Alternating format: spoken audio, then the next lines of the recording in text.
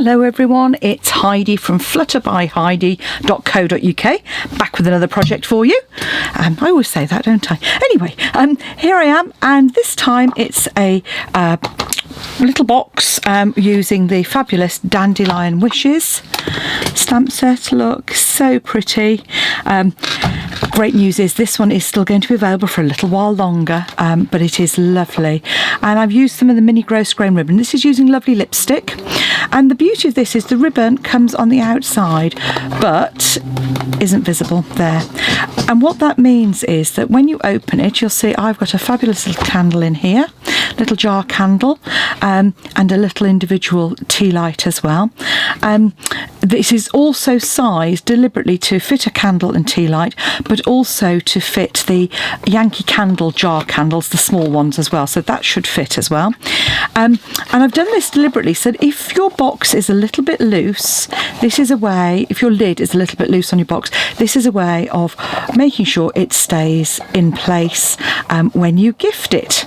So there we go, that's what we're going to do. So let's pop our things to one side, grab your trimmer, and you're going to need a hole punch as well, and here we go. So to start off with, for the box base, you're going to cut your card at 6.5 inches, which is one of those pesky measurements, and you're going to trim it to 10.5 inches as well, like so. You're going to score on the long edge at 2.5, 5, 7.5 and 10, and on the short edge you're going to score at 2.5 and 6. You'll then need to take a piece of cardstock for your lid, and you're going to cut that to 5 5/8 square.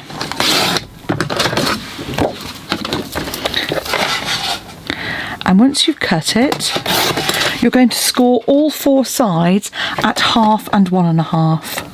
So at 1/2 inch. I'm just doing all the 4 1/2 inches to start off with, and then at 1.5.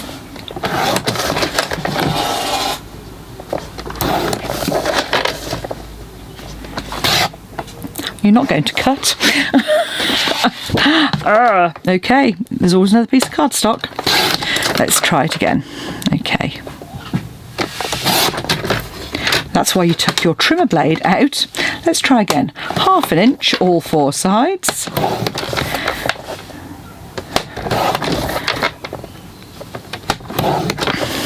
And then 1.5.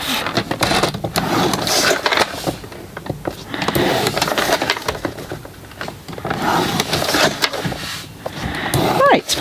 You see, we all do it. We all cut when we should be scoring. Okay. So, what you're now going to do is a reinforced lid. I've made these quite a few times, so let's just go through it. So fold and reinforce all of your creases to start off with, like so.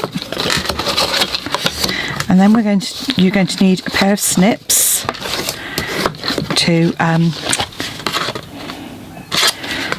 trim those. The nice thing about reinforcing the box lid is it does make it a little bit smaller. So that means when you come to create your lid, you don't need to worry about 1/16 as much. So cut away the outer 3 squares.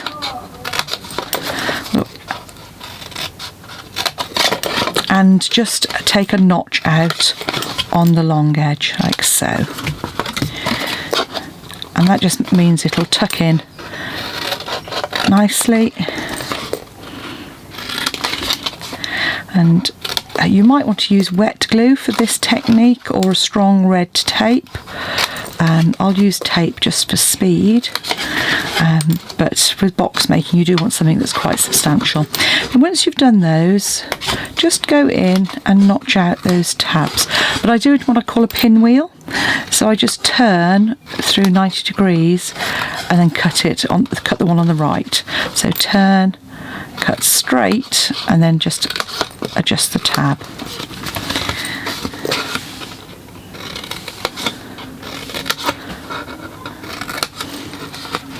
Okay.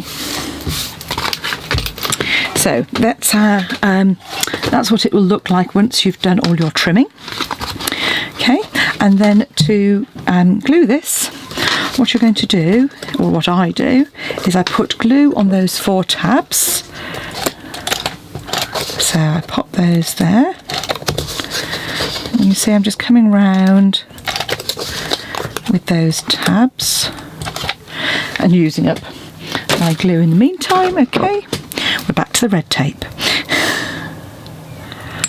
Oh dear, always happens. I really ought to check before I start, oughtn't I suppose, is the answer. But hey, where would the fun in that be? If I spent all the time, I don't think I'd ever get anything done. Let's wing it as we go.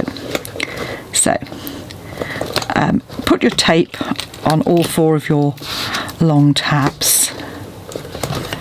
And I usually leave the liner in place till I've created the box lid.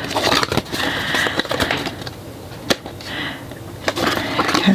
And yeah, that's the one I put some red tape on. Just pop that up there. Again, the reinforced lid just makes a much neater finish. So fold those back, then you can easily just remove a piece of tape at a time and fold it, and you'll see that just reinforces the inside. It makes a nice finish to your box. And people can always use those as a little sort of, a trinket box afterwards as well. So the more substantial you make it, the more likely people are to keep it. And then just give those a rub down with your bone folder. Like so. So there's our lid. Pop that to one side. We're going to do some stamping. So what I'm going to do now is I'm just going to reinforce that crease at the bottom, and I'm going to use good old trusty post-it notes just to go across the long edge. And you want to keep your stamping to the bottom 2/3 of these panels, because what you're with those, the lid is obviously going to cover that top inch. So what you don't want to do is suddenly find that your box lid covers it up. So you see here. So keep it down to that lower. And by putting a post-it note, that means you're not going to stamp. It doesn't matter too much because obviously it's going to be folded up. But then all I've done is I'm using my lovely lipstick ink and the large dandelion flower. And I'm just going to come in and pop a post-it note on each one as well, which I'll then remove. So come in.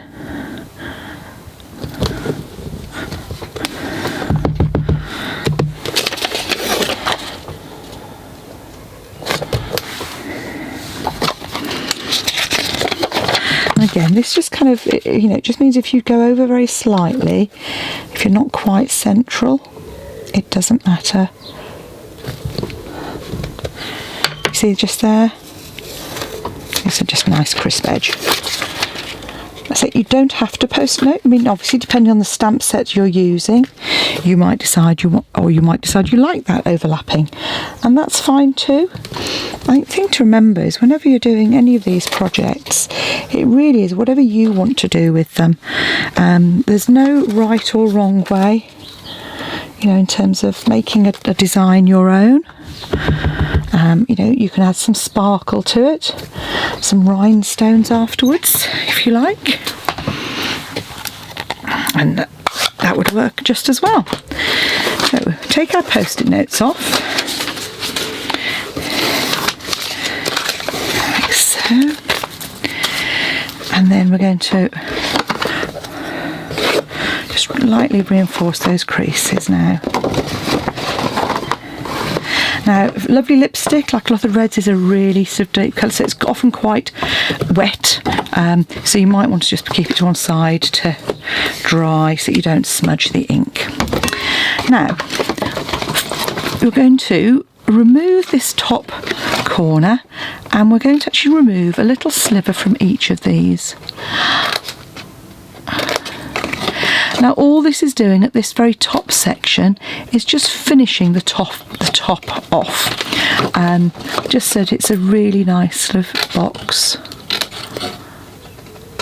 Okay, and then we're going to cut literally. No, we're not going to cut literally, we're actually going to cut. We're going to take out this rectangle on the side, but the others we're just going to cut straight up that score line. It is easier for you to see in the real world than it is for you to see on a video, because obviously the light isn't always particularly helpful. But it'll look like this. Flip that over and again pop your tape on. So, like so. So 4 bits of tape, and you're going to want a piece on the end here as well.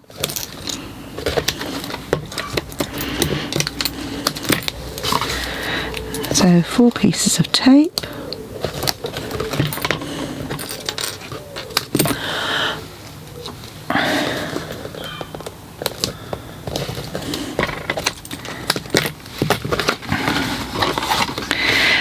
And before you glue it, you can actually, apart from that one, that's typical, it's the first one I've done. Right, pop your tape back on there. Okay, these ones you can fold down because they are just to finish the top of the box off. The end one, nearest your other piece of tape, just leave in place till you've actually created your box. So you take the end piece off, fold up, and because it's a square box we're fine, we can just fold that nice and neat. Then you can take your top off, and that'll just cover that little top piece there, and again just reinforce. Now you need to decide which is going to be your front. You're always going to want to have your join at the back. So what you're going to do is I'm going to have the ribbon on, so this is going to be my front panel, this is my side panel, and all I'm going to do is come in with my hole punch and just punch a tiny bit out of the side like so. I'm going to do the same on the other side.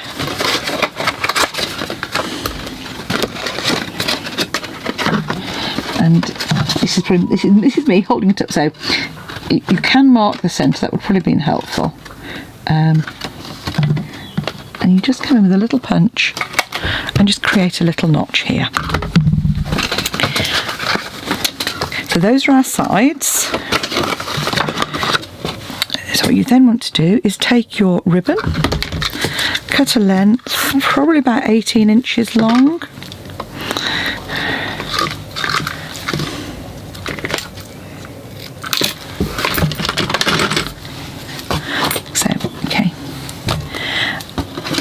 And you just want to thread it through that hole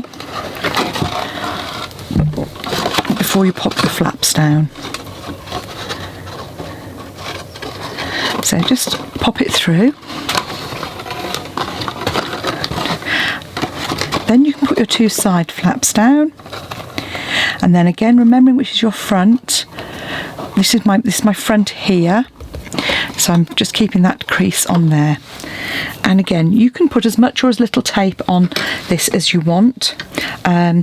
Because it's going to have a candle in, I'm going to put some tape on both sides. So I'm going to put some on this side here and on the front here. When I can find the end of the tape, that is. There we go. Tape. So fold this to here and just fold that front, and that gives a really nice fit. So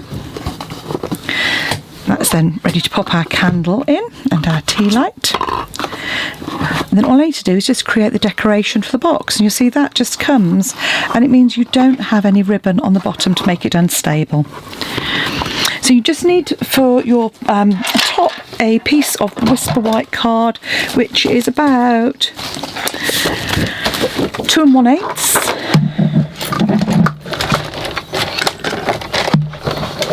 I'll put measurements on in centimetres. That's about 5.5 centimetres.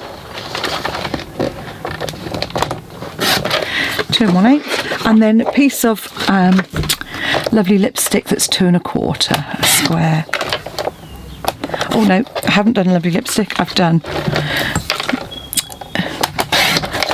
smoky slate instead.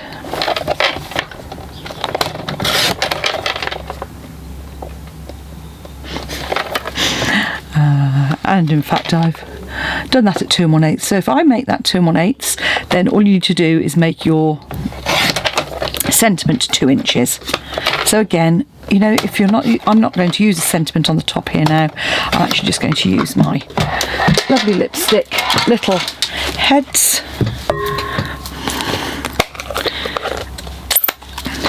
Pop this on.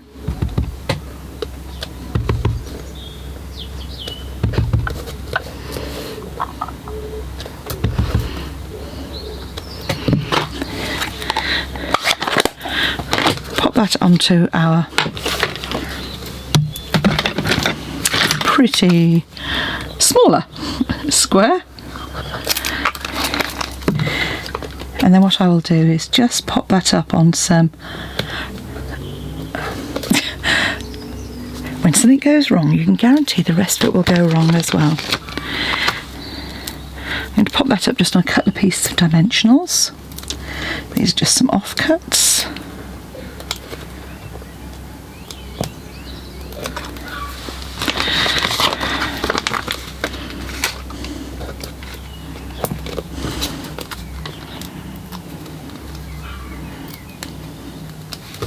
If I bring my box back in, you can just pop that on the top there. And all you need to do now is tie that on the top. I use a surgeon's knot, so I I wrap it around a 3rd time, which then holds that really well while I tie my bow.